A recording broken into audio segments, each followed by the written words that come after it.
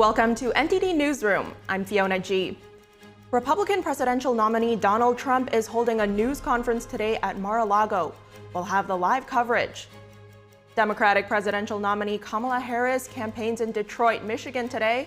The presidential race is making its way across several battleground states this week. Tropical storm Debbie has entered the Carolinas, unleashing severe weather and widespread flooding. The storm's death toll has risen to 7 following a deadly tornado.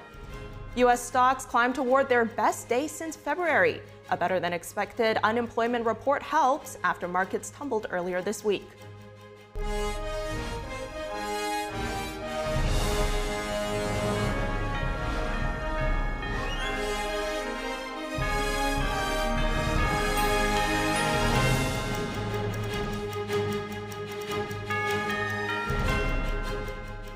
Former President Donald Trump is expecting to host a general news conference today at his Mar-a-Lago residence. Trump had held similar news conference in Manhattan earlier this year during his civil court cases, but he hasn't held such an event in months since his criminal trial began in April. The conference comes as both the Republican and Democratic Party candidates are making their way through battleground states. Vice President Kamala Harris is also scheduled to speak today in Detroit. But before that starts, here are some other news stories. A terror plot targeting Taylor Swift concerts in Austria has been foiled. Authorities say the suspects had detailed plans on how to carry out an attack. The central suspect is a 19-year-old man. Officials said he was detained along with 2 other teens aged 17 and 15. The 19-year-old arrested in Ternitz in the early hours of yesterday morning resigned from his job on 25 July, stating also that he had big plans. Since then, he has focused on preparations for a terrorist attack and has intensified these accordingly. The preparatory activities in the house in Ternitz focused on the manufacture of explosives. We seized chemical substances, liquids, explosive devices, and technical equipment. The head of Austria's Directorate for Protection of the State and Intelligence said the suspect admitted his plans and that he wanted to carry out the attack using explosives and stabbing weapons. Austria's chancellor said a tragedy was prevented. The 3 Taylor Swift concerts in Vienna were canceled by the promoters, with police expecting around 65,000 attendees each day. The organizer says concertgoers will have their tickets automatically refunded. Virginia Governor Glenn Youngkin signs an order to keep up election security ahead of the November election. It includes using paper ballots and requiring absentee ballots to be requested before being mailed to voters. Youngkin directed the state to update its voter polls to clear out names of ineligible voters. The executive order says nearly 80,000 deceased voters have been removed, and the Virginia Attorney General says over 6,000 non-citizens have been removed. Virginia has cameras monitoring drop box locations 24/7. Youngkin said that the issue of election integrity is not partisan and that elections should be held fairly. The Minnesota Supreme Court unanimously upholds a state law returning voting rights to Minnesota residents with felony convictions immediately after their release from prison. The legislation was signed into law by Minnesota Governor Tim Walz in March last year. It returned the right to vote for convicted felons who have completed their term of incarceration, including those who remain on parole or probation. It required officials to inform the convicted felons in writing that they were able to vote again. The measure marked the largest expansion of voting rights in Minnesota in half-century. The plaintiffs argue the law was unconstitutional because it returns a felon's right to vote before their civil rights are returned. A magnitude 7.1 earthquake hit southwestern Japan earlier today. The country's meteorological agency is warning that the danger is not over yet. There is a relatively higher chance of another major earthquake compared to normal times, but we are not advising that there will definitely be a major earthquake in a certain period of time. Please respond to advisories by the government and local offices for disaster prevention. The earthquake struck at a depth of 15 miles off the coast of Japan's southwest around 4:40 p.m. local time. The earthquake triggered tsunami advisories, but there were no immediate signs of major damage. Some of the tsunami advisories have since been lifted. Authorities are investigating the damage and potential casualties. The government said that residents in the region should be on alert for evacuation orders. Tropical storm Debbie has made a second landfall hours ago, this time near Bulls Bay, South Carolina. The storm system temporarily shut down Interstate 95 as it blew into North Carolina. A portion of the interstate around Fayetteville, North Carolina, was closed for about 3 hours after water topped the freeway. About 5 inches of rain fell in the area overnight. Authorities shut down roads into the town of Bladenboro, North Carolina, after up to 8 inches of rain fell. Debbie also whipped up 3 apparent tornadoes in North Carolina. One of the tornadoes collapsed several structures. Search and rescue crews are hoping to locate a missing person. Forecasters say the storm could bring more tornadoes in the coming days to parts of North Carolina and Virginia. NTD's Jeremy Sandberg has the update on where the storm is headed next. Tropical Storm Debbie is set to unleash more torrential rains, tornadoes, and destructive flooding as it moves north through the rest of the week. The storm is expected to pick up speed after making landfall for a second time and is on track to move into North Carolina tonight, then into northern Virginia by tomorrow morning and Pennsylvania by Friday night. Forecasters say the storm should reach New England by Saturday morning, bringing heavy rains and flash flooding to an area hit by storms earlier this week. North Carolina Governor Roy Cooper warned residents to brace for possible flooding. Preparation now means saving lives later. President Biden has approved disaster declarations for Florida, Georgia, and the Carolinas, all of which have been visited by Storm Debbie this week. More than 700 FEMA workers have been deployed to the southeast. The agency says search and rescue teams are on standby to help where needed. People in Charleston, South Carolina, and Savannah, Georgia have already been drenched. The coastline between the two cities had up to a foot of rainfall in just over 24 hours. Beaches in South Carolina were shut down Wednesday as Debbie whipped up big waves. If you take the time in advance to prep for it, it's not that big a deal. It's just you can't wait till the last second. Residents in one Savannah neighborhood say they saw fish swimming in the flooded streets. That's how deep the water is coming from these areas. It was enough for the fish to swim into the neighborhood. Some people in South Carolina had alligators swimming in their backyards. One resident counted 8 around her house and said she even saw a few wrestling.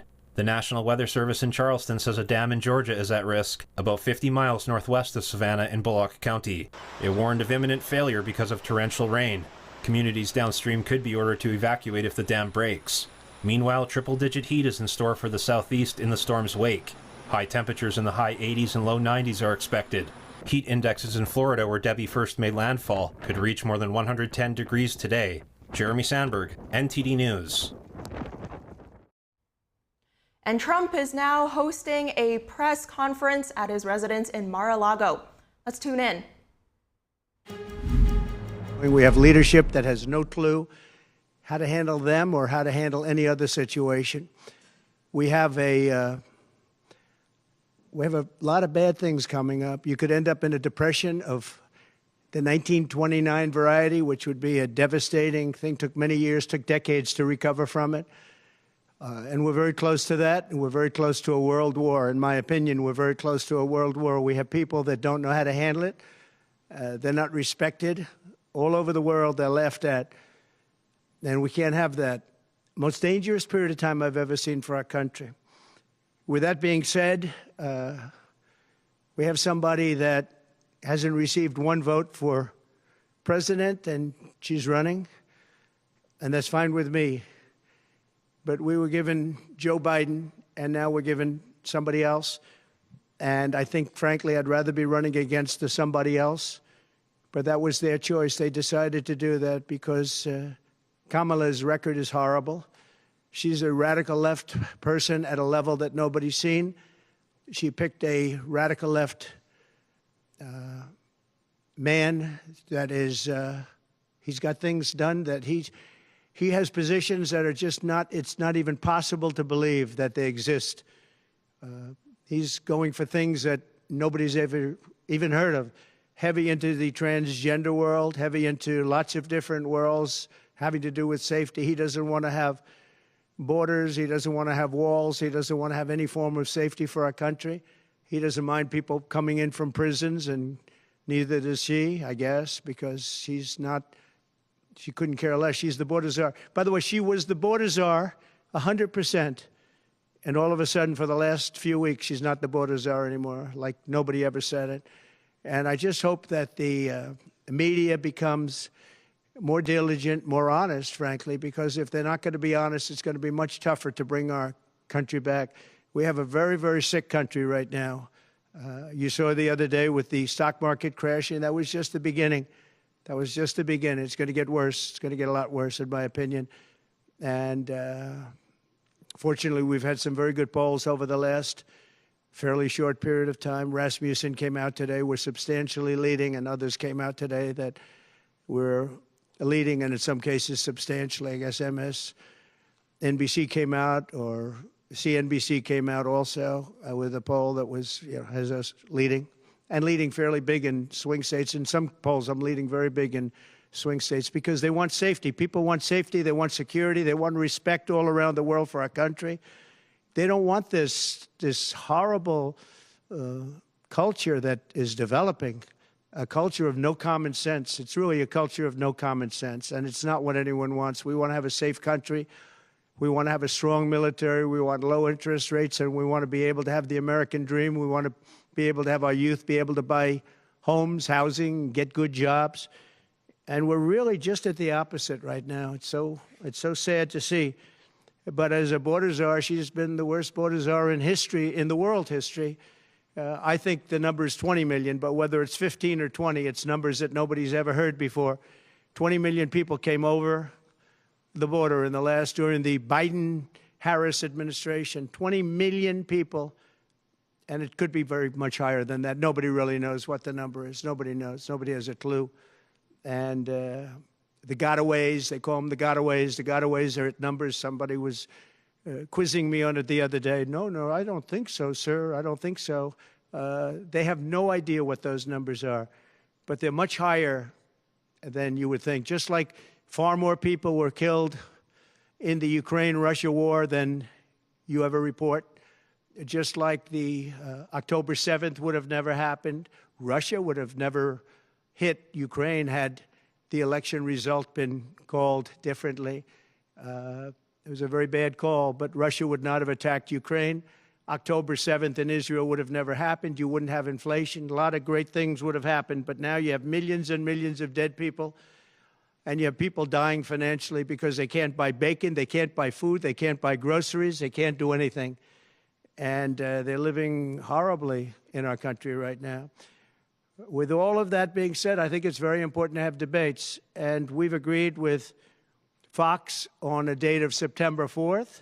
We've agreed with NBC, fairly full agreement, subject to them, on September 10th. And we've agreed with ABC on September 25th. So we have those three dates, and those networks, they're very anxiously awaiting that date and those dates. So we have September 4th, September 10th, and September 25th. We have spoken to the heads of the network, and it's all been confirmed, other than some fairly minor details. Audience, some location, which city would we put it into, but all things that will be settled very easily, I think it'll be very easy. The other side has to agree to the terms. They may or may not agree. I don't know if they're going to agree. She hasn't done an interview. She can't do an interview. She's barely competent, and she can't do an interview. But I look forward to the debates because I think we have to set the record straight. Why is it that millions of people were allowed to come into our country from prisons, from jails, from mental institutions, insane asylums, even insane asylums? It's a mental institution on steroids. That's what it is. When you see the people that are coming into these are institutions that are being emptied out, not in South America, all over the world, including South America, all over the world. Prisons are being emptied out into our country because we have a president that's the worst president in the history of our country. We have a vice president who is the least admired, least respected, and the worst vice president in the history of our country. The most unpopular vice president, and because of political reasons or because of being politically correct, even though she never received a vote. Don't forget, she was the first one defeated as I remember it, because I watched it very closely, but she was the first one. She never made it to Iowa, the first state. She never made it to Iowa. She was the first one that was defeated. She was the nastiest to him. She was nasty with calling him a racist and the school bus and all of the different things. She was very nasty to Biden. And shockingly, he appointed her, asked her to serve as vice president. Well, I don't know if he's happy about that decision right now. This was taken away. The presidency was taken away from Joe Biden. And I'm no Biden fan, but I'll tell you what, from a constitutional standpoint, from any standpoint you look at, they took the presidency away. And people were saying he lost after the debate. He couldn't win. Well, I don't know that that's true necessarily. But whether he could win or he couldn't win, he had the right to run. And they took it away. They said they're going to use the 25th Amendment. They're going to hit you hard. Either we can do it the nice. I know exactly, because I know a lot of people on the other side, believe it or not. And they said, we'll do it the nice way or we'll do it the hard way. And he said, all right. So that, I mean, they've really taken, what they've done is pretty incredible. And now I'm running against somebody else, and we're leading. We're leading. So I'm not complaining. I'm saying it's for a country with a constitution that we cherish this constitution. To have done it this way is pretty severe, pretty horrible. You would have thought they would have gone out to a vote. They would have had a primary system. They would have done something. But to just take it away from him like he was a child. And he's a very angry man right now, I can tell you that. He's not happy with Obama, and he's not happy with Nancy Pelosi, crazy Nancy. She is crazy, too. She's not happy with any of the people that told him that you've got to leave. He's very unhappy, very angry, and I think he also blames her. He's trying to put up a good face, but it's a very bad thing in terms of a country when you do that. I'm not a fan of his, as you probably have noticed, and he had a rough debate, but that doesn't mean that you just take it away like that. Or you go out to a vote, you do something. He had 14 million votes. She had no votes. She got no votes. And I think she's crashing. I think when people find out, and I think people are starting to find out what a bad job she did, what a bad job she did on the border. She's trying to say she had nothing to do with the border. She had everything. She was appointed to head the border. And then they said, Border Czar, oh, she loved that name, she loved that name. But she never went there. She went to a location once along the border, but that was a location that you would love to go and have dinner with your husband or whoever. That was a location that was not part of the problem. That was not really going to the border. So essentially, she never went to the border. And if you listen to Tom Homan, if you listen to the great border people, Brandon Judd from Border Patrol, if you listen to Paul, I mean, so many different people. I speak to them all the time. And I did when I was president. We had the best border in the history of our country. Now we have the worst border in the history of the world. Millions of people coming in, and our country cannot sustain it. Our country is going down because of this, because of incompetent people. So I just look forward to these debates. I think it's very important that we have them. I hope she agrees to them, September 4th, September 10th, September 25th. And I think they'll be very revealing. I think they'll be very revealing. Do you have any questions, please?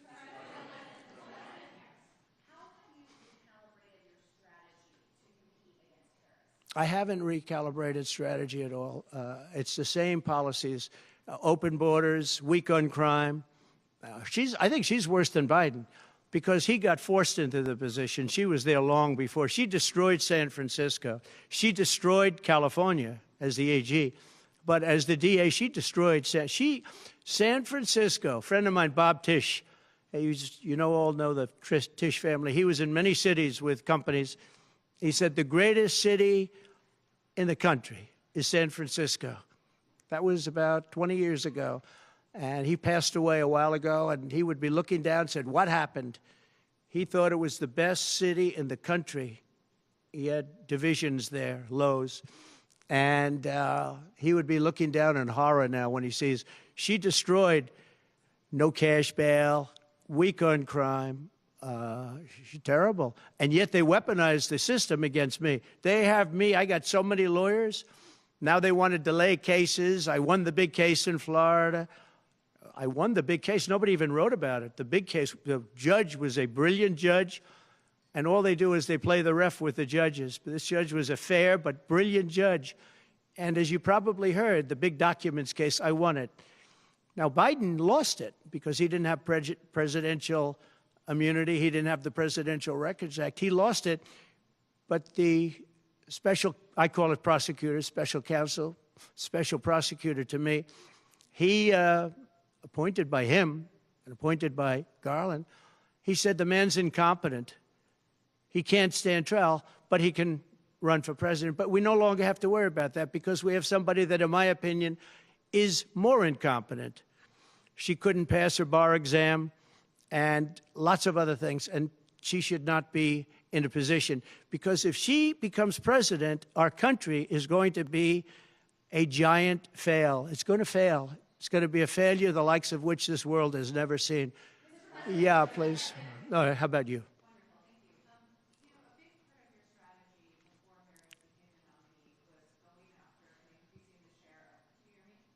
You have to speak louder. A big part of the strategy for your campaign before Harris became the nominee was appealing to black voters.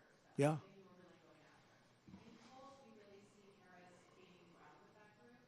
And I'm wondering how you are going to go after black voters now that she's the nominee and really winning them over. Well, it changes around a little bit. I'm getting other voters. Perhaps, I was doing very well with black voters, and I still am. I seem to be doing very well with black males. This is according to polls, as you know. It's possible that I won't do as well with black women, but I do seem to be doing very well with other segments, extremely well with Hispanic. Jewish voters way up. White males way up. White males have gone through the roof. White males way up. Now, I don't know. All we're doing is giving you the stats that you have. It could be that I'll be affected somewhat with black females, where we're doing pretty well. And I think ultimately they'll like me better because I'm going to give them security, safety, and jobs. I'm going to give them a good economy. We have a very bad economy right now. We could literally be on the throes of a depression, not recession, a depression. And they can't have that. They can't have that. So I think I'm going to do well with everybody, especially when the facts are right. Yeah, please, in the back.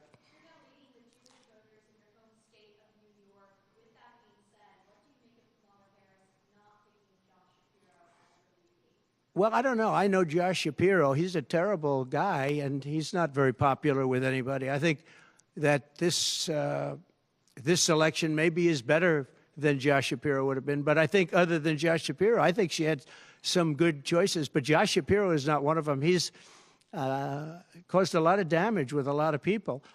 And I don't think he would have been better. I think he would have been maybe the equivalent, maybe not as good. But they had some people that they were looking at that were good, far superior to her. They actually had a story where they had everybody, including, they had like 10 people that she was looking at and her. And they said she was the worst of all. In other words, she was the worst out of the 10 people and her.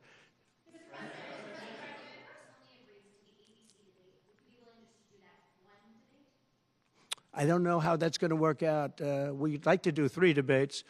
We think we should do 3 debates. We think Fox and ABC. And we also have CBS is going to do the vice presidential debate. So CBS will do vice presidential. And I have to tell you, J.D. Vance has really stepped up. He's doing a fantastic job.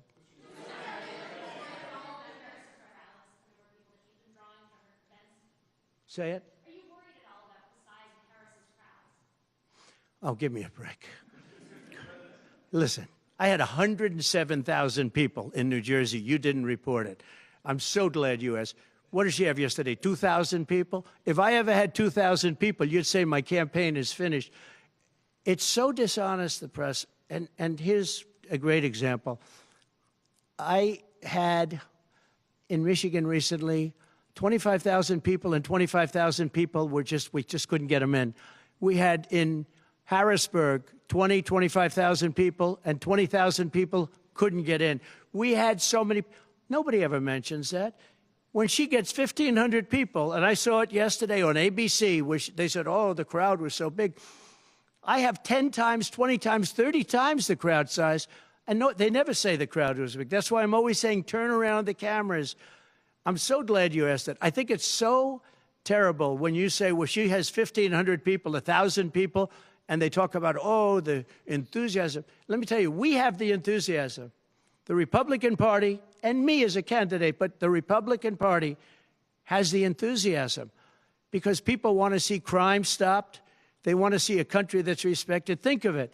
If I were president, you wouldn't have Russia and Ukraine, where it never happened, zero chance. You wouldn't have had October 7th of Israel. You wouldn't have the horrible withdrawal. And I don't mean the withdrawal because the withdrawal was fine. I was ready to withdraw from Afghanistan, and we were going to do it with dignity and strength. And we were keeping our equipment. We weren't leaving $85 billion worth of equipment behind. And we wouldn't have had 13 great soldiers. I know the families of those soldiers well. We wouldn't have had these soldiers killed. And we wouldn't have had 45 soldiers obliterated. No legs, no arms, the face. None of that would have happened. And you wouldn't have had inflation. You wouldn't have had any inflation because inflation was caused by their bad energy problems. Now they've gone back to the Trump thing because they need the votes. I don't know if you know, they're drilling now because they had to go back because gasoline was going up to $7, $8, $9 a barrel. So they said, we better do what Trump. But the day after the election, if they won, you're going to have fuel prices go through the roof. Everybody's going to be forced to buy an electric car, which they're not going to do because they don't want that. It's got a great market. It's got a market. It's really a sub-market. People want gasoline-propelled cars. They want hybrids. They want to have everything, and they want electric. But they want everybody to have an electric car. We don't have enough electricity. We couldn't make enough electricity for that. And you know what else? The weight of a car, the weight of a truck. They want all trucks to be electric. Little things that a lot of people don't talk about. The weight of a truck is 2.5 times heavier. You would have to rebuild every bridge in this country if you were going to do this ridiculous policy. So, but on crowd size, in history, for any country, nobody's had crowds like I have, and you know that. And when she gets 1,000 people and everybody starts jumping, you know that if I had 1,000 people would say, that's the end of his campaign. I have hundreds of thousands of people. In South Carolina, I had 88,000 people. In Alabama, I had 68,000 people. Nobody says about crowd size with me. But she has 1,000 people or 1,500 people, and they say, oh, the enthusiasm's back. No, no. The enthusiasm is with me and the Republican Party because they want to stop crime. They want to stop people from pouring into our country from places unknown and from countries unknown, from countries that nobody ever heard of. That's where the enthusiasm is.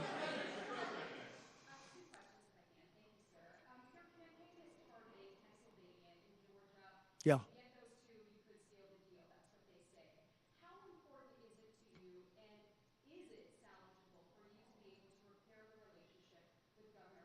I don't know. I don't know if I can or not. I got him elected. Without me, he wouldn't be governor. I got him elected. He was doing terribly. I got him elected. With that being said, I hope we can repair it, but if we don't, the people are still the people, and they're going to vote. We're leading in Georgia by a lot. We're leading in Pennsylvania by a lot. So, but I don't know. Now, in Pennsylvania, I have great relationships. In Georgia, I do too, but unfortunately not with the governor. I've never understood it. When you get somebody elected, they're supposed to like you. He's not exactly, for some reason, and you'll have to ask him about that. Yeah, I'd love to see it get repaired. I think that if we don't win Georgia, Georgia is a big win, is a big state. So I won Alabama by a record. Nobody's ever gotten that many votes. I won South Carolina by a record. You don't win Alabama and South Carolina by records and lose Georgia. It doesn't happen. And the people of Georgia understand that. There was tremendous anxiety and problems in Georgia. A lot of people say, what happened? And we have to, all we want is honest elections. If we have honest elections in Georgia, and we have honest elections in Pennsylvania, we're going to win them by a lot.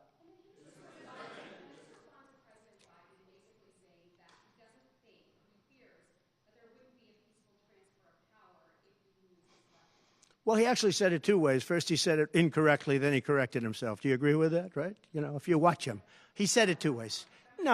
I mean, he said it two ways because he doesn't really know what he's saying. Why didn't he bring it up at the debate? You know, he had a chance for 90 minutes to bring it up at the debate. He could have talked about that at the debate, and he didn't do it.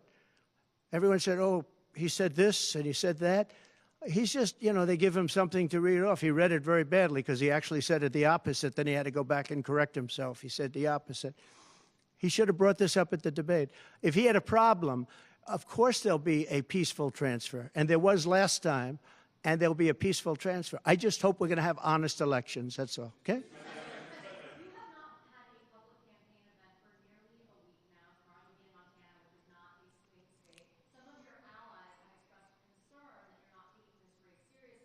What a stupid question this is. Because I'm leading by a lot, and because I'm letting their convention go through, and I am campaigning a lot. I'm doing tremendous amounts of taping here. We have commercials that are at a level I don't think that anybody's ever done before. Plus, in certain cases, I see many of you in the room where I'm speaking to you on phones, I'm speaking to radio, I'm speaking to television. Television's coming over here. Excuse me, what are we doing right now? She's not doing any news conference. You know why she's not doing it? Because she can't do a news conference. She doesn't know how to do a news conference. She's not smart enough to do a news conference. And I'm sorry, we need smart people to lead this country because our country's never been in this danger before, both economically and from an outside perspective. Russia doesn't respect us anymore. China doesn't respect us anymore. North Korea, Kim Jong-un, liked me a lot. He doesn't like this group. We are in great danger. We're in great danger of being in World War III. That could happen. No, after their convention, yeah. And I'm going out, actually, I'm going out to certain places to help certain senators get elected. Not even for me. I'm trying to help when I go out to Wyoming or when I go out to Montana, or I'm going to different places to help people. And I don't have to go there because I'm leading those states, as you know, by 35, 40, 50 points. I'm leading by record numbers. I'm going because I want to help senators and congressmen get elected. Congressmen and women get elected. Yes, please. Yeah, go ahead. The upcoming what? Oh, yeah.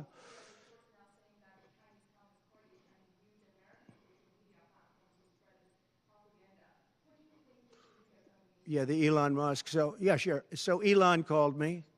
As you know, he endorsed me full-throated. Great endorsement. I respect Elon a lot. He respects me. And not easy for him to endorse, to be honest with you. You know, it takes courage to endorse people. Many people have courage and many people don't. He does have courage. And Elon endorsed me, and he asked me whether or not I'd do a show on Monday, and I think it's going to be Monday night. And I believe he's the host of the show. So it'll be very interesting. A lot of people are talking about it. I look forward to it. That'll be done on Monday night.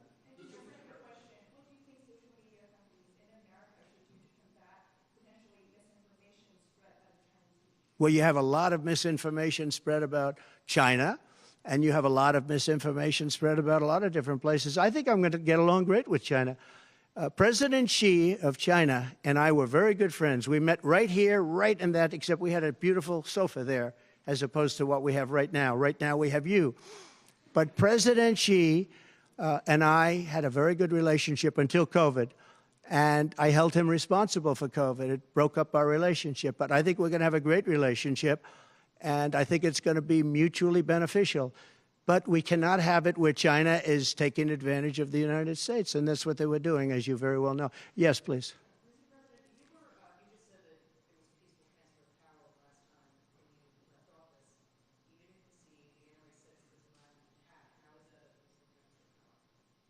What's your question?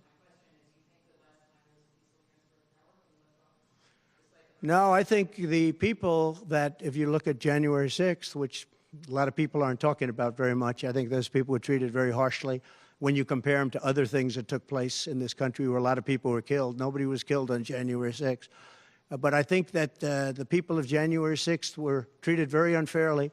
And they were there to complain, not through me, they were there to complain about an election. And, you know, it's very interesting. The biggest crowd I've ever spoken to, and I said peacefully and patriotically, which nobody wants to say, but I said peacefully and patriotically. The biggest crowd I've ever spoken to, and you've seen, Maggie, I was at the mall, I was at the Washington Monument, I was at the whole thing. I had crowds, I don't know who's ever had a bigger crowd than I have, but I had it many times. The biggest crowd I've ever spoken before was that day, and I'll tell you, it's very hard to find a picture of that crowd. You see the picture of a small number of people relatively going to the Capitol. But you never see the picture of the crowd. The biggest crowd I've ever spoken, I've spoken to the biggest crowds. Nobody's spoken to crowds bigger than me. If you look at Martin Luther King, when he did his speech, his great speech, and you look at ours, same real estate, same everything, same number of people, if not, we had more. And they said he had 1 million people, but I had 25,000 people. But when you look at the exact same picture, and everything's the same because it was the fountains, the whole thing, all the way back to from Lincoln to Washington, and you look at it, and you look at the picture of his crowd, my crowd, we actually had more people. They said I had 25,000, and he had 1 million people, and I'm okay with it because I liked Dr. Martin Luther King. Yeah, please.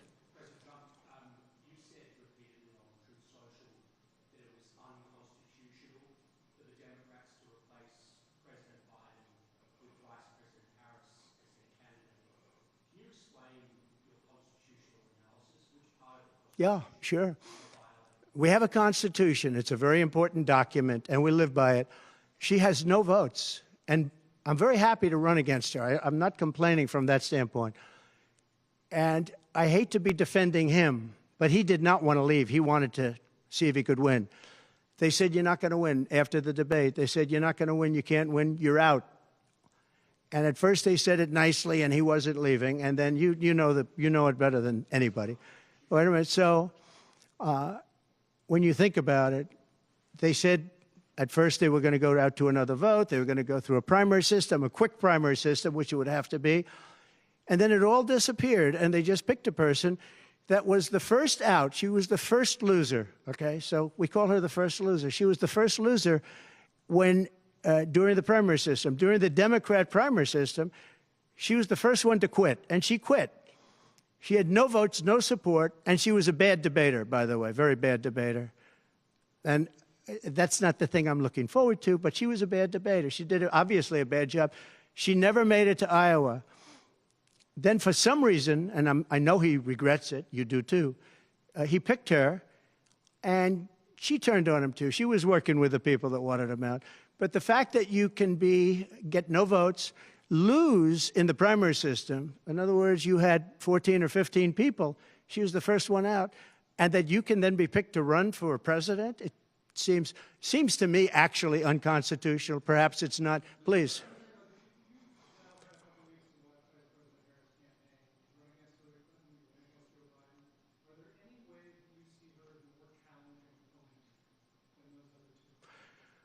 So I've run against Hillary, and I've run against various other people. I would say that in terms of intelligence, Hillary was far superior. I would say that. Hillary was smart. She was her own worst enemy in many ways, but she was smart, very smart. Okay? If you ask me to compare them. Please.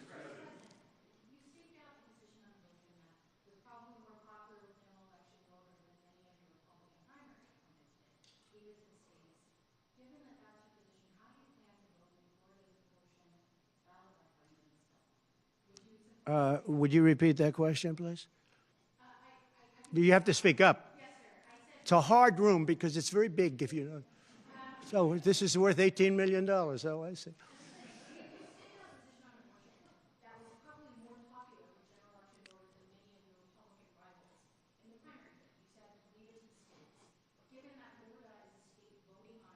Yeah. So I think the abortion issue has been very much tempered down, and I've answered, I think, very well in the debate, and it seems to be much less of an issue, especially for those where they have the exceptions, as you know. And I think it's, when I look, for 52 years, they wanted to bring abortion back to the states. They wanted to get rid of Roe v. Wade, and that's Democrats, Republicans, and independents, and everybody, liberals, conservatives, everybody wanted it back in the states, and I did that. Now the states are voting. And frankly, some of the votes are much more, if you could say, liberal than you would think. Ohio turned out to be, they had a big vote, and it turned out to be a much more liberal standing than people would have thought. Kansas, the same thing. And then you have Texas, and you have other places where it may be different. But the issue has been brought back to the states now. And like Ronald Reagan, I believe in the exceptions for rape, incest, and life of the mother. I believe, I believe strongly. I think that that's a very important thing. I think when you don't, you have to follow your heart. But when you don't believe in the exceptions, I think it's much tougher. It's a much tougher issue. But about 82% of Republicans do believe in exceptions. I think and a lot of them are changing their mind and coming even further. I think that abortion has become much less of an issue.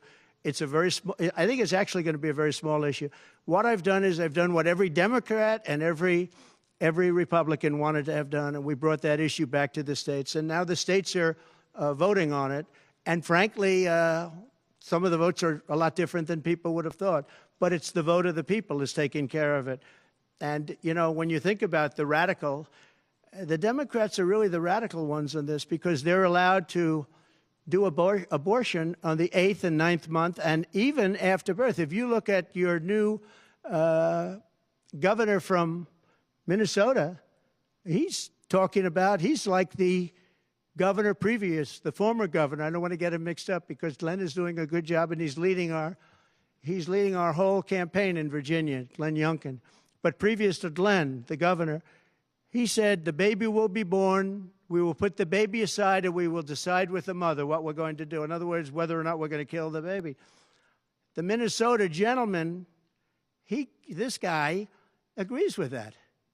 He is the most liberal. Look, between her and him, there's never been anything like this. There's never been a combination. So I'll use the word progressive. They want to go progressive. They don't like the word liberal. I like liberal better. I think it's more appropriate because nobody knows what progressive means. But they now like to use the word progressive. But there's certainly never been anybody so liberal like these two, or even close. I think the abortion issue has been taken down many notches. I don't think it's a big factor anymore, really. And when people hear what I said in the debate, and I think I said it very well during the debate, we brought it back to the states. Everybody wanted it in the states. And very importantly, and you think about this, assuming you have exceptions. If you don't have exceptions, it's a more difficult thing. At the same time, there are people that strongly feel that way, and you have to follow your heart, and you should follow your heart. But that issue is very much subdued. Yeah, thank you. About who? About the assassination attempt. Yes. Did the fact that somebody used an AR-15 gun at all change your impression of people's access to that weapon? No, I didn't. Look, if you take away guns, she wants to take away everyone's gun. If you take away guns, you can't do it because people need the guns for protection. Now, entertainment, they wanted, hunting, they would, different things. But they need weapons for protection in this country. People live out in the woods and they're not going to have a gun.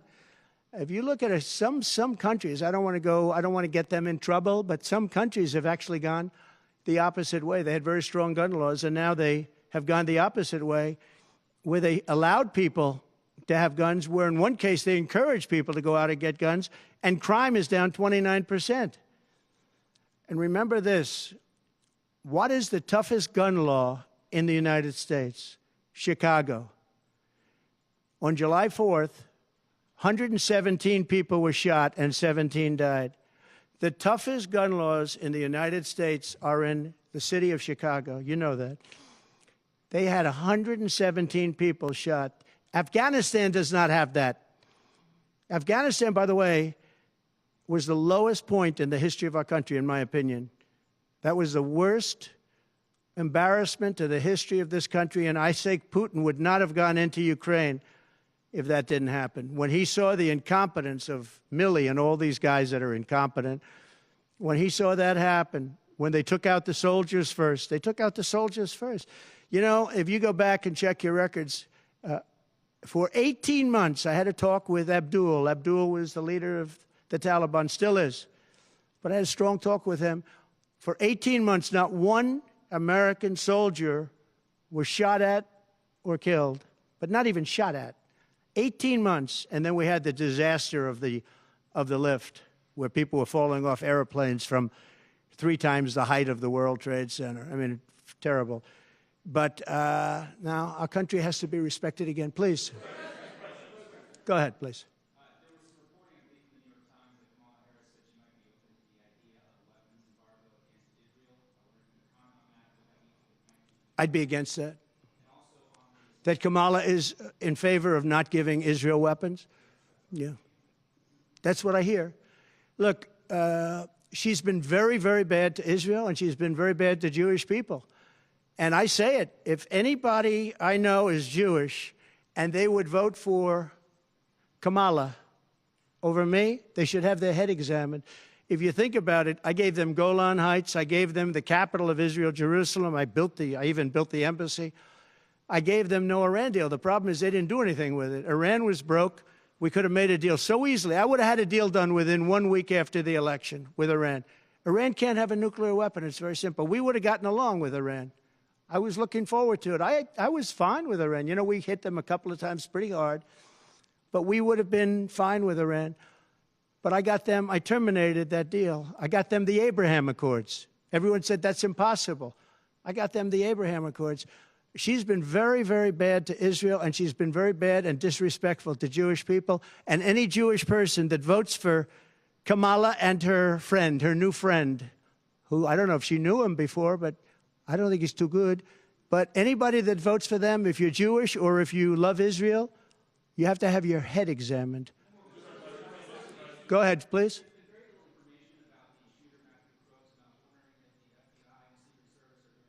They have. The FBI came to see me about the shooter. I think they've done a very good job.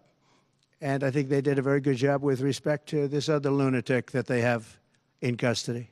Please. There's been some discussion around Vice President Harris's relationship with Willie Brown, Yeah. former mayor of San Francisco, and how that might have intersected with her career trajectory.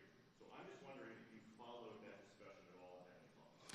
Well, I know Willie Brown very well. In fact, I went down in a helicopter with him. We thought maybe this is the end. We were in a helicopter going to a certain location together, and there was an emergency landing. This was not a pleasant landing, and Willie was, he was a little concerned. So I know him pretty well. I mean, I haven't seen him in years. But he told me terrible things about her. But this is what you're telling me anyway, I guess. But he had a big part in what happened with Kamala. But I don't know, maybe he's changed his tune, but he was not a fan of hers very much at that point.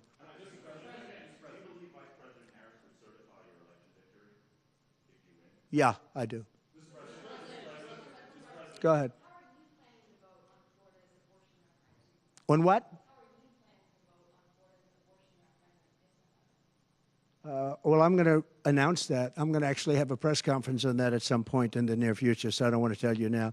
But Florida does have a vote coming up on that, and I think probably the vote will go in a little more liberal way than people thought.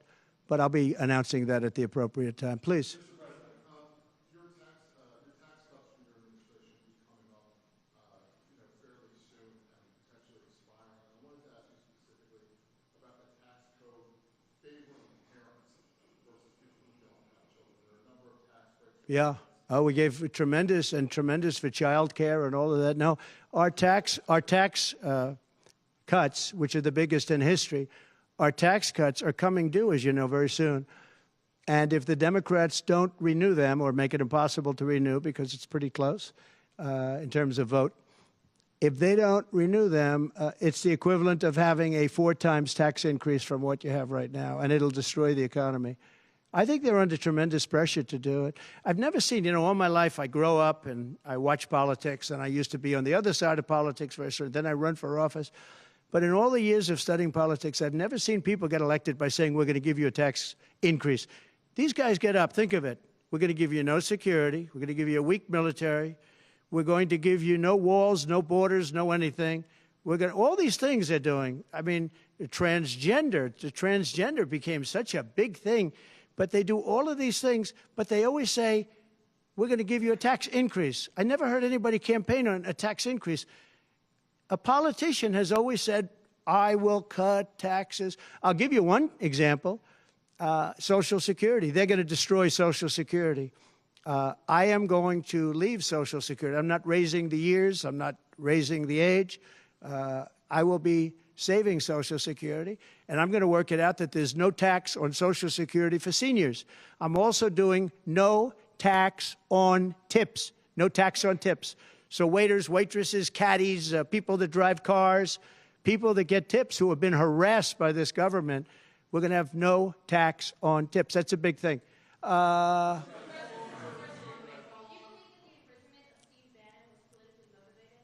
Yeah, oh, absolutely, sure.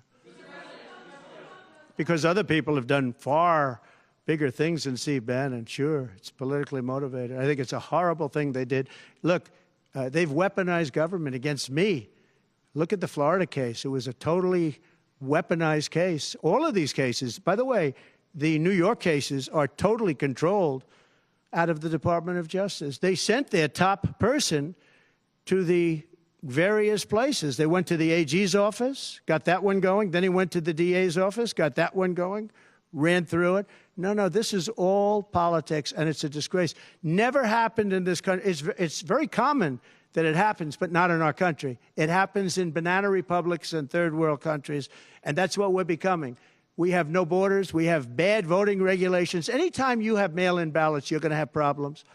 France learned that lesson. You know, France had all mail-in voting, and they went back to paper ballots, voter identification, voter ID. They went back to a normal system, one-day voting.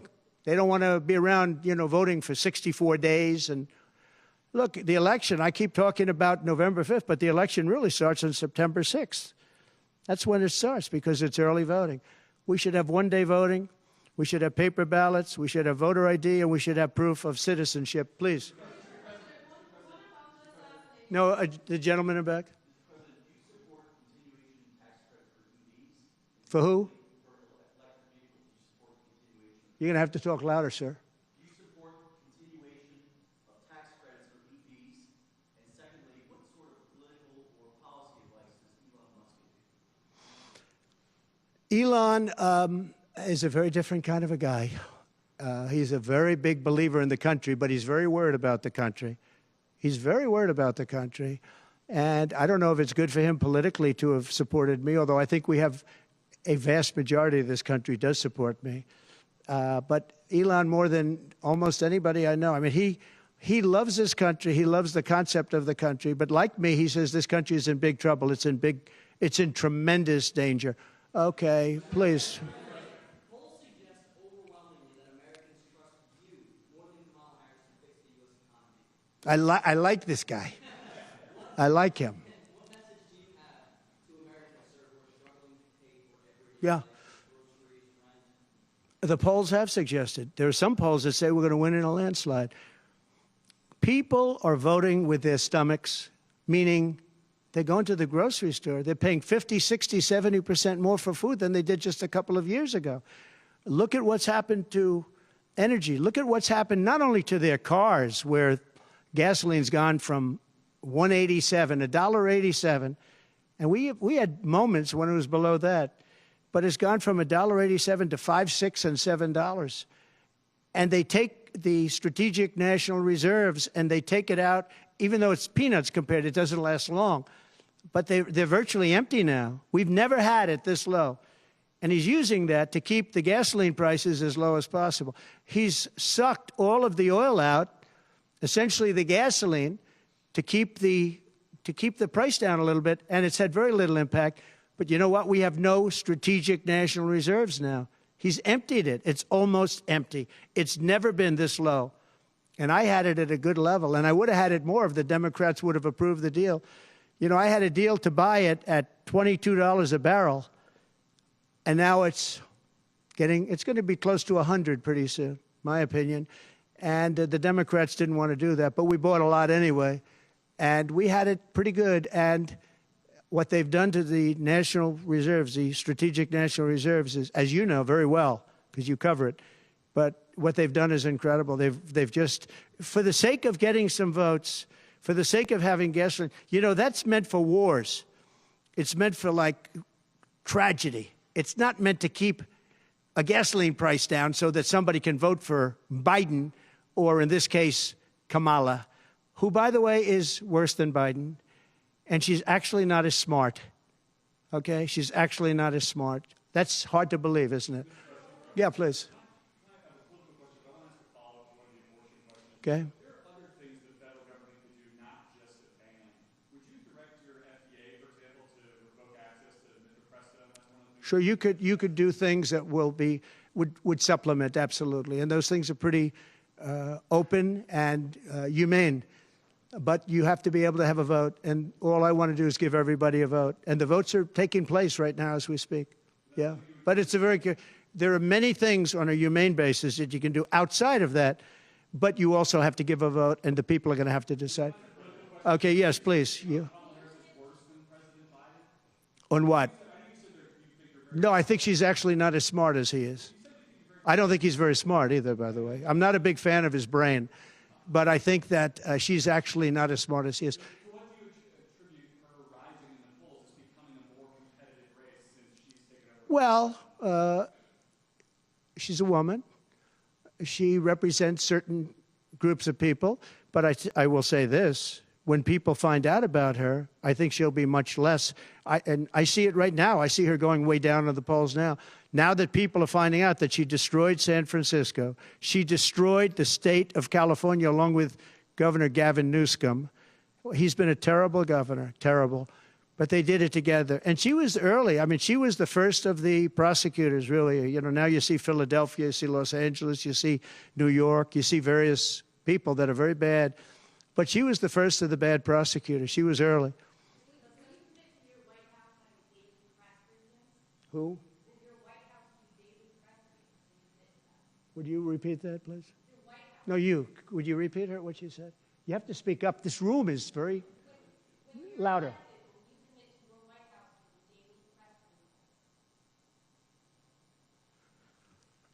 Do you hear her? A daily press briefing? Why would I do that? I would give you all the press briefings you want. Look what I'm doing here. But why would I do a daily press? You'd get tired of me very fast. No, but I will give you total access, and you'll have a lot of press briefings, and you'll have from me. Now, are you talking about from me or from a press secretary? Well, yeah, probably they'll do something. If it's not daily, it's going to be a lot. You'll have more than you want. Yeah, please. President Biden vowed not to pardon his son Hunter, who is now a convicted felon and faces more felony charges in his upcoming trial for alleged tax evasion.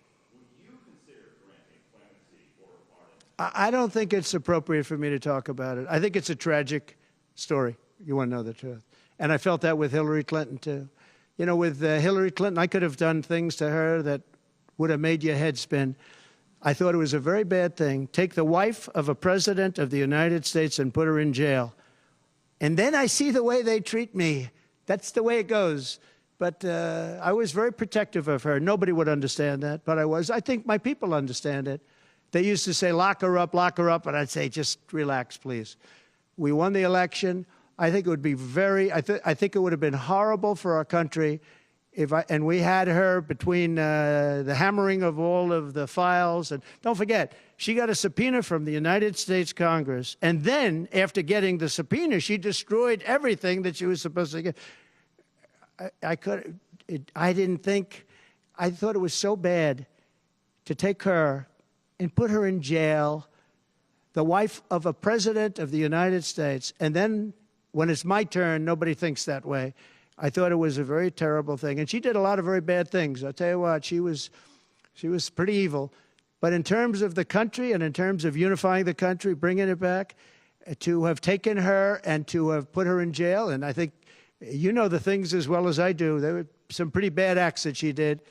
I think it would have been very bad for our country. And a lot of my people, a lot of the MAGA, as they call them, but the base. And I think the base is 75% of the country, far beyond the Republican Party, because we're a party of common sense, and I'm a person of common sense. I want to have low taxes. I want to have strong borders. I want to have a strong military so that China and Russia, look, they've allowed China and Russia to do the impossible combined. They're natural enemies. They always have been, because China needs more land and Russia has it. They've always been natural enemies, and because of Obama, it started with him, and then Biden, because he didn't know what the hell he was doing, they've now become one force. And then now they're adding Iran to it, and they're adding North Korea to it. Pretty powerful force. This is something that is unthinkable that they allowed to happen.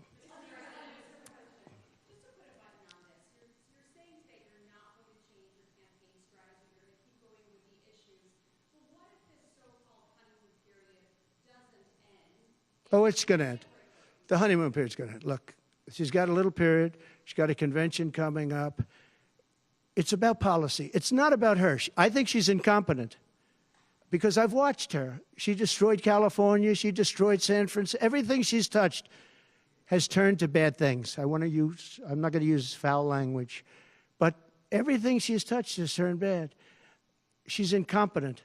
The reason she's not doing what I do and she's not doing what she should be doing, she won't even do interviews with friendly people because she can't do better than Biden.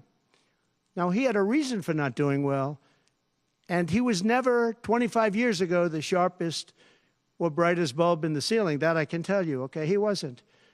But he could do interviews at least. Not lately, he couldn't, perhaps.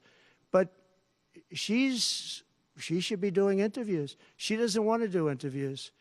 And the reason she doesn't is, number one, her policies are so bad. Just to answer your question, I think that it's not going to change because it's really ultimately not about her as much as about her policies. She wants open borders. She wants to defund the police. She wants to defund the police. She wants to take away your guns.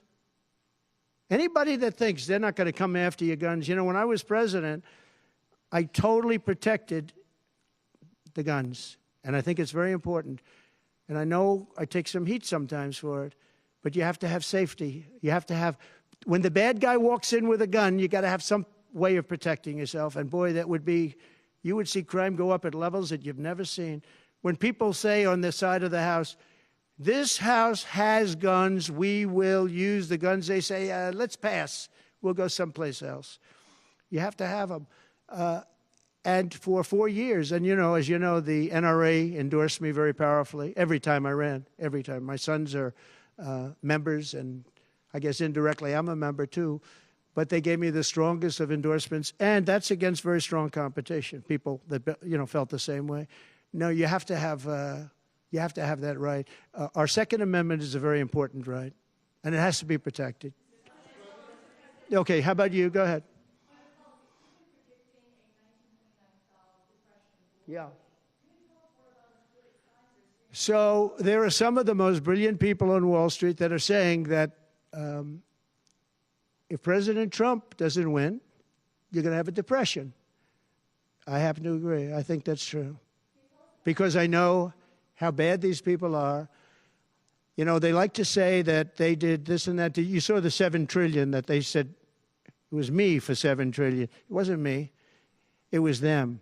They said that I had inflation. They took over 9% inflation. No, I had 1% inflation. I had actually no inflation because if you look at the categories, we had just about no inflation. But I had a very minor, I actually had a positive inflation. It was a perfect number because you don't want zero.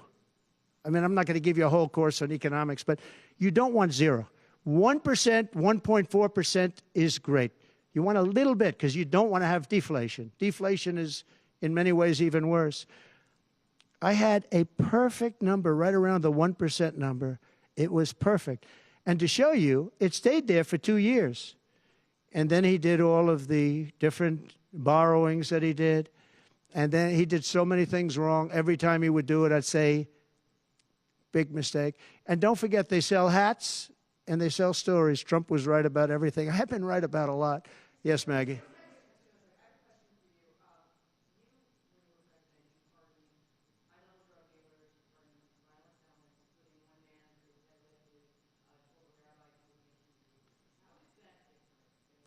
Well, we had a commission like other people do, and it's always complicated and it's always controversial. And we had commissions that, and I think of respected people, you know many of the people on the commission, and they would recommend to me certain pardons for certain people. Some people were treated very harshly. A fantastic woman, as you know, she served 24 years for being on a phone call having to do with drugs. You know who I'm talking about. She was great. And she had another 24 years to go. And it was largely about marijuana, which in many cases is now legalized, okay? But we had many very highly regarded people on a commission, and they'd recommend, and they'd put a reason why. Some people were, served time, but they served a lot of time for something that today people wouldn't even serve time by. Well, for the most part, I think they did. I mean, they did. They go through. They went through. I had a commission who was a very important commission to me, and highly respected people. And frankly, they came up with some decisions that I wouldn't necessarily agree with, but I did it. But I let a lot of people out that had no representation. I went to people in jails, in prison that we respected. I said, how many of these people should be let out? We let out large groups of low-income people that were serving like 40 years for something that today you wouldn't even be put in jail for. We had very few people let out because I said I really don't want to let people out where they had a lot of violence, where they had killing, et cetera, et cetera. And for the most part, we didn't do that. Yeah, please.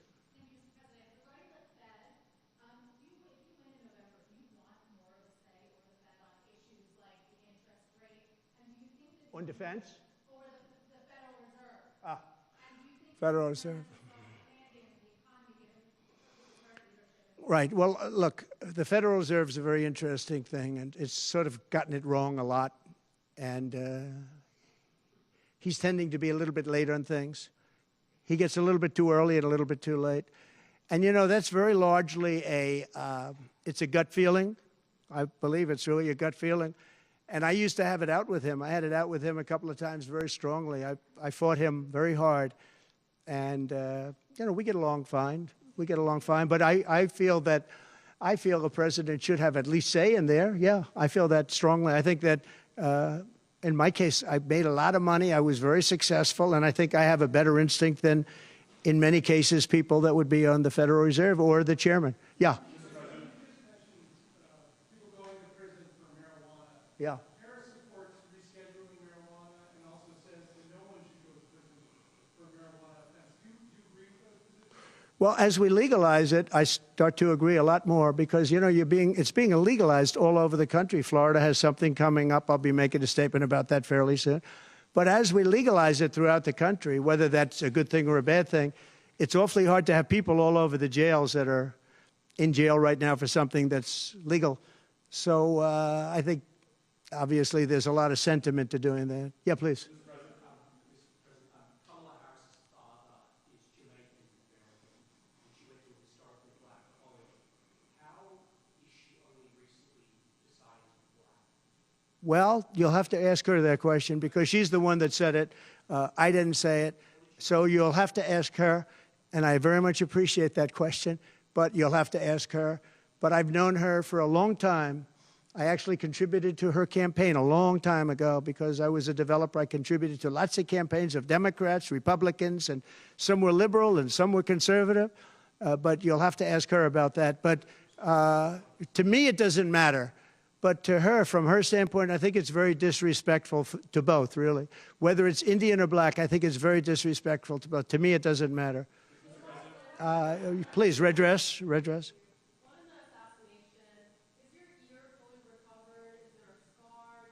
Yeah, pretty much recovered, yeah.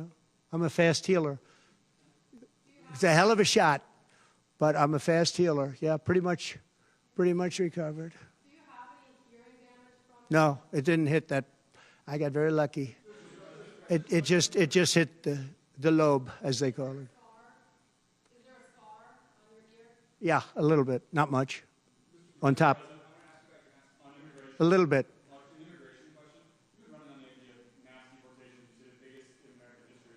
Yeah. When Senator Vance has been asked about that, he sort of suggested that really you only need to go after people who've been convicted of crime. Well, we're starting that, yeah. So what are you really talking about here? How will you pay for it? We are going to start the largest mass deportation in the history of our country because we have no choice. It's not sustainable. And we are going to start with violent criminals, and we're going to start then with criminals.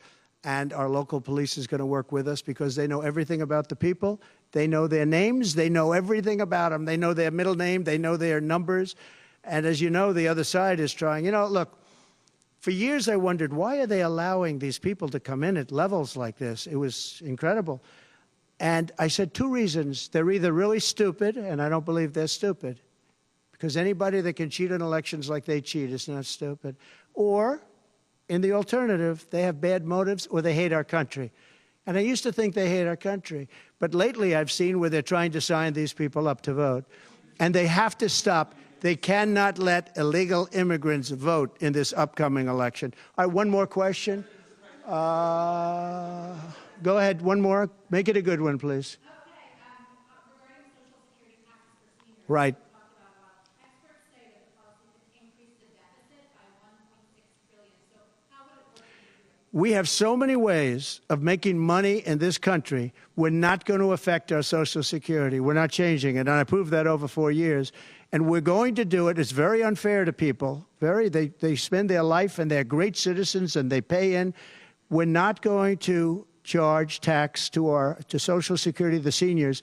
We're not going to do it. We're not going to charge. And also tax. I say the two things. We're going to have no tax on seniors, Social Security, and we're going to have no tax on tips. Very simple. And we are a country that has so many different ways to make money. We have under our feet more liquid gold, I call it oil and gas, than any country in the world, much more than Saudi Arabia, much more than Russia. We have so many different ways we can make money. We're not going to hurt our seniors with Social Security, and we're not going to charge them tax. Okay?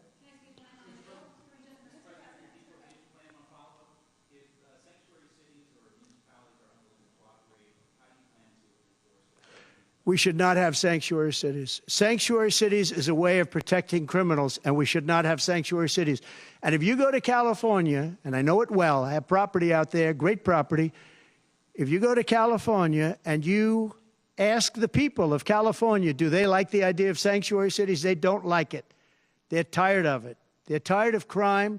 They're tired of what's happened to our country. Our country's become a crime-ridden mess, and we're going to stop it on November 5th. Thank you very much, everybody. Thank you. Thank you.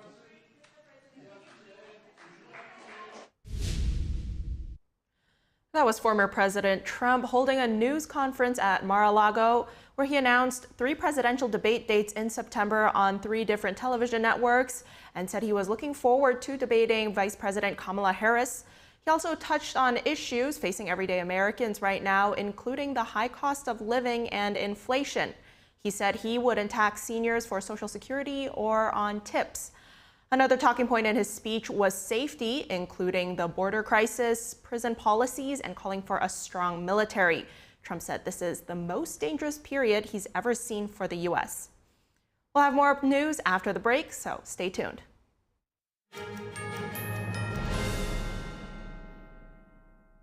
Hey everyone, it's me, Sebastian, and it is a beautiful day today.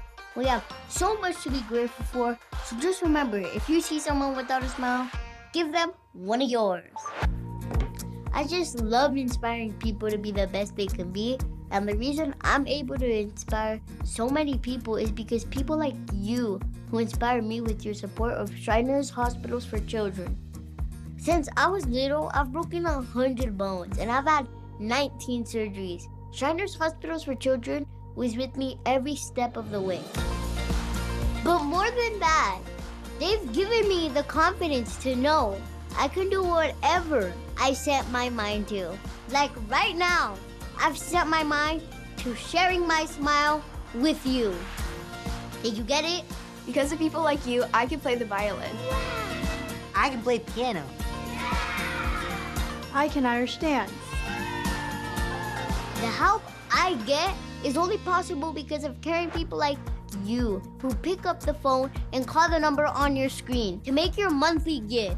And when you call or go online right now to donate $19 a month or more, we'll send you this adorable Love to the Rescue blanket as a thank you and a reminder of all the smiles you're bringing to kids' faces every day. Kids like me. And me. And me. And me. So what are you waiting for? You can inspire kids like me by visiting loveshiners.org. After all, you can't help everyone, but you can help someone. So let's go! Thank you. Thank you. Thank you for giving. Join me and bring a smile to the world with your monthly gift today. Please call now. If operators are busy, please call again or go to loveshriners.org right away. Join me and bring a smile to the world.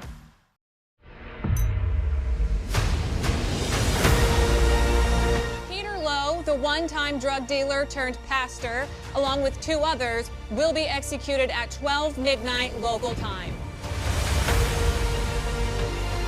I thought this would be our final run ever. We had made millions and millions of dollars, but God had other plans. We'll walk straight out of here, pretend to be the media. This pathetic maggot got caught, tried to escape my prison. He's a changed person. He's a new man.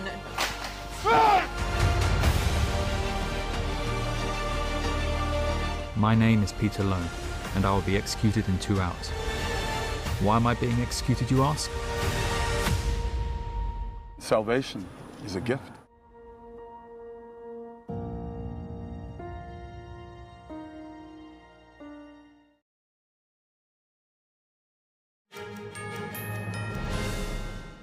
Welcome back. In election news, former President Trump has confirmed 3 debates with Vice President Kamala Harris next month. September 4th on Fox, September 10th on NBC, and September 25th on ABC. Now, an update on the assassination attempt of former President Trump. Fox News just obtained police body cam footage from just before the shooting at the Trump rally on July 13th. The news agency obtained the footage from the Butler Township Police Department through a records request.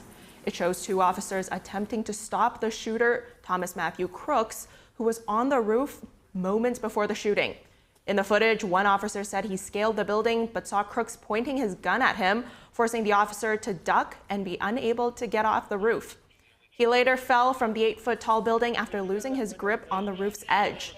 The police body cam is the latest publicly available footage of the assassination attempt. The Chinese Communist Party appears to be ramping up its campaign to suppress the Falun Gong spiritual practice in the United States. Leaked documents in China reveal party officials directing social media influencers to turn the American public against the practice. NTD's Washington correspondent Jack Bradley has more on this from the State Department. It's the latest effort by the Chinese Communist Party to eliminate the Falun Gong spiritual practice. Falun Gong, also known as Falun Dafa, is an ancient practice introduced to the public in the early 1990s. It combines meditation and gentle exercises with moral teachings based on truthfulness, compassion, and forbearance. But due to its rising popularity, the Chinese Communist Party launched a persecution of the practice in 1999. Members of the practice are imprisoned in China and subjected to torture, brainwashing, and even forced live organ harvesting. And now, the CCP appears to be expanding its propaganda and disinformation.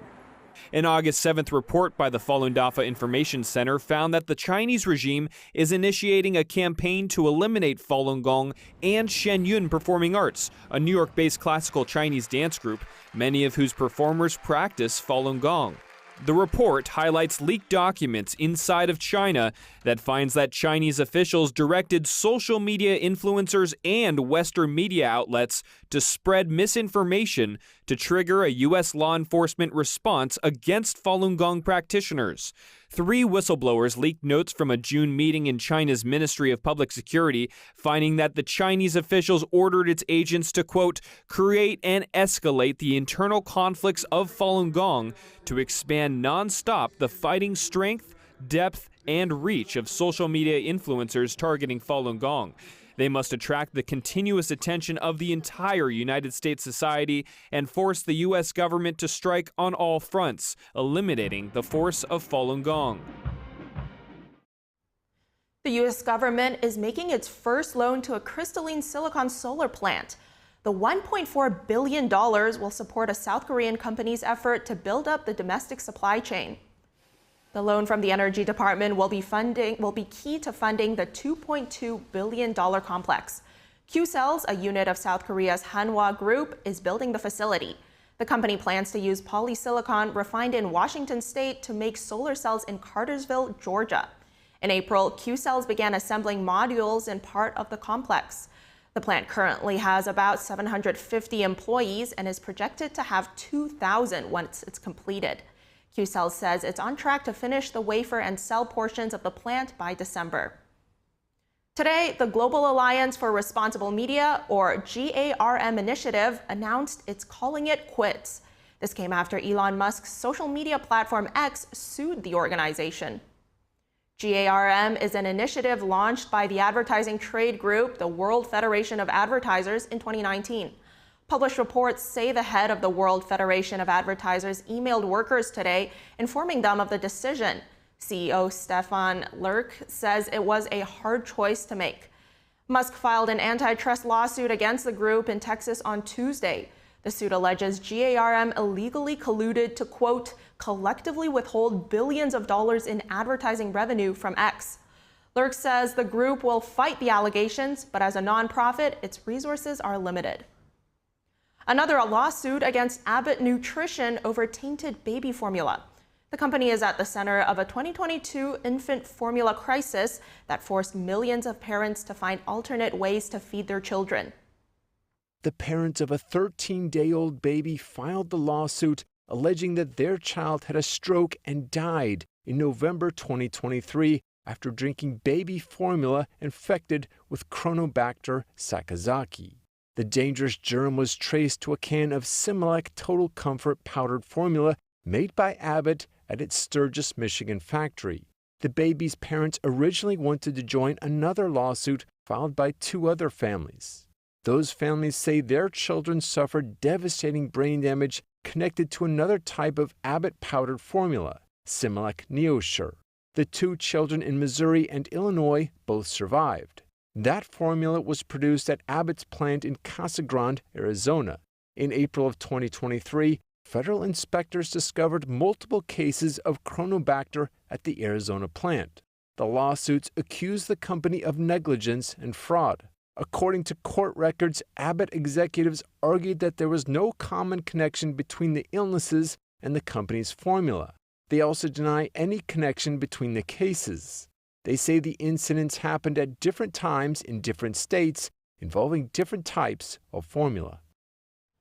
Following its second landfall, Tropical Storm Debby has intensified, saturating the already drenched Carolinas and parts of Virginia. The storm spawned a deadly tornado, with the Northeast now preparing for its arrival. NTD's Christina Corona gives us the update on the storm. Debby made its second U.S. landfall around 2 a.m. near Bulls Base, South Carolina, just northeast of Charleston. The storm triggered tornadoes that killed one person, raising the total death toll to 7. Within hours, over half a foot of rain fell in central North Carolina, causing life-threatening flash flooding and turning roads into rivers with maximum sustained winds at 50 miles per hour. In Charleston and Bluffton, alligators were spotted in residents' flooded backyards. While up to a foot of rain drenched the coastline between Charleston and Savannah, Georgia, residents even saw fish swimming outside their homes. And I look down and there's guppies and fish swimming through the water. I'm assuming it came from either that lagoon, either this lagoon, or that canal down there. North Carolina Governor Roy Cooper outlined the state's preparations for the severe weather. I've activated more than 350 soldiers and airmen from the North Carolina National Guard and deployed swift water rescue teams to be on the ready. Debby is beginning to move northward and is expected to carve a path through Pennsylvania, New York, and northern New England over the next 48 hours. Christina Corona, NTD News. First-time applications for unemployment benefits fell, putting some recession fears on hiatus. The federal government reports initial jobless claims last week fell to 233,000, down from the prior week's 250,000 filings. Economists say this is within the range of a fairly healthy labor market. But the report wasn't all good news. Continuing claims or applications from people who have filed for unemployment for at least 1 week increased to 1.88 million. This is the 9th straight week at or above that level. U.S. stocks climbed toward their best day since February today. This came after a better-than-expected unemployment report. The S&P 500 was up by 2.2% in afternoon trading. The Dow Jones Industrial Average was up over 650 points, or 1.6%. The Nasdaq Composite rose 2.8%. Nvidia and other big tech stocks helped lead the way. Treasury yields also climbed in the bond market, a signal investors are feeling less worried about the economy. A report showed that fewer U.S. workers applied for unemployment benefits last week. The number was better than economists expected. Some economists still worry that the Federal Reserve has kept interest rates too high for too long in order to beat inflation. That helped send markets tumbling earlier this week. Your Samsung stove might be too easy to accidentally ignite, especially for your pets. Samsung is now issuing a safety recall because of a design flaw. The Consumer Product Safety Commission said about 1.1 million units are affected, including both gas and electric ranges. If a flammable object is on top of the range, pets and even humans can start a fire by bumping into the knobs. Several videos have shown pets accidentally igniting fires by jumping onto stoves or hitting the knobs. One video from June showed a dog in Colorado setting off a house fire in that manner. Boxes on the stove ignited after the dog pawed at the knobs. Samsung will provide free knob locks or covers for affected products. And millennials who grew up with the iconic Polly Pocket toy will be interested in this story. Now, Polly Pocket is becoming an Airbnb host. The 90s-era icon is opening a life-size, two-story slumber party fun compact in Littleton, Massachusetts. The 42-foot-tall home includes pockets full of nostalgia, from Polly's vanities stuffed with hair and nail accessories to throwback looks in her closet. Guests can get comfortable watching a movie on the couch or head to the life-size action park tent just 10 feet away. The Airbnb is open to guests for single-night stays from September 12th to the 14th. It costs $89 per person as a nod to Polly's debut in 1989. Bookings open August 21st. Thank you for watching NTD Newsroom. I'm Fiona G. Join Tiffany Meyer for the NTD Evening News at 6 p.m. Eastern, 3 Pacific.